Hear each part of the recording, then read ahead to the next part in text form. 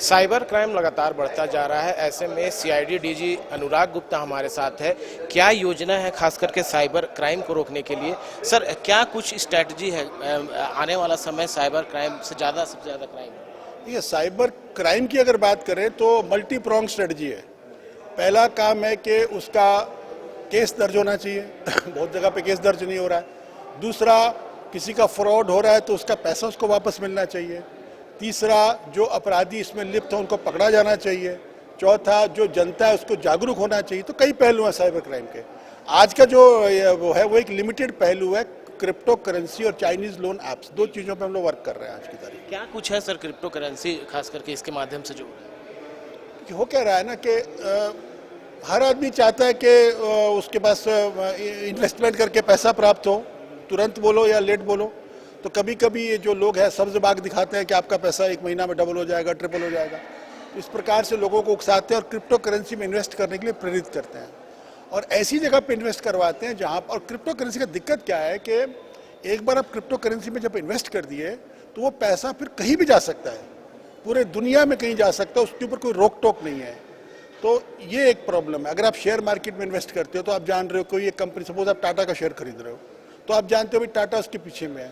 लेकिन अगर आप क्रिप्टो करेंसी खरीद रहे हो तो उसके पीछे में कोई उसका बैकर नहीं है। तो इसलिए क्रिप्टो करेंसी में इन्वेस्ट करने से पहले आपको पूरी जानकारी, पूरी, हम ये नहीं कहेंगे कि इन्वेस्ट मत कीजिए, हम नहीं कह सकते हैं क्योंकि ये तो आपका चॉइस है। लेकिन इन्वेस्ट करने से पहले ड्यू डिलीजेंस जिसको बोलते हैं, आप कम से कम एक पूरा वेरीफाई कीजिए कि आप जिस जगह पे पैसा लगा रहे हो वो जेन्युइन है नहीं है, जो रिटर्न्स ऑफर कर रहा है वो जेन्युइन है कि नहीं है, तब आप पैसे को इन्वेस्ट करो।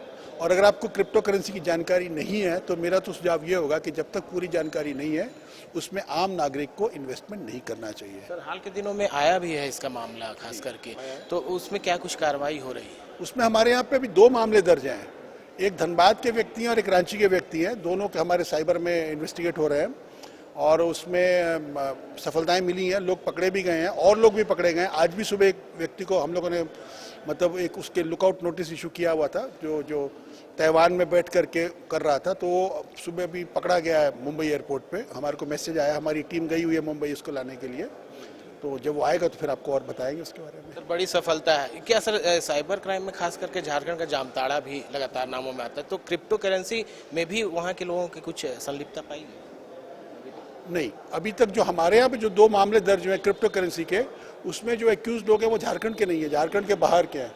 लेकिन चूंकि होता क्या है ना कि ये एक नॉलेज है जो कि जैसे अच्छी शिक्षा भी नेट पे उपलब्ध है, इसी प्रकार से खराब शिक्षा भी नेट पे उपलब्ध है। तो ये पूरे दुनिया में जो लोग इसका दुरुपयोग करना चाहते हैं, मिसयूज करना चाहते हैं, नेट पे बैठकर हम सीख सकते हैं।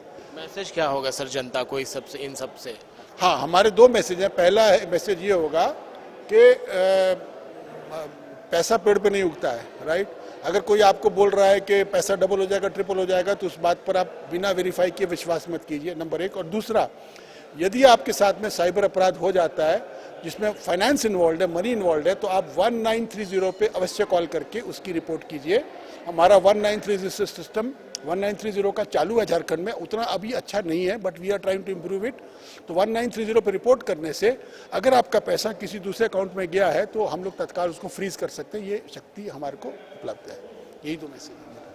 तो कहीं ना कहीं डीजी सीआईडी ने साफ तौर पर यह मैसेज दिया है कि कहीं भी पैसा इन्वेस्ट करे तो उसकी पूरी पड़ताल कर लें। सहयोगी नूतन के साथ कमल कुमार, बाइस्कोप, रांची।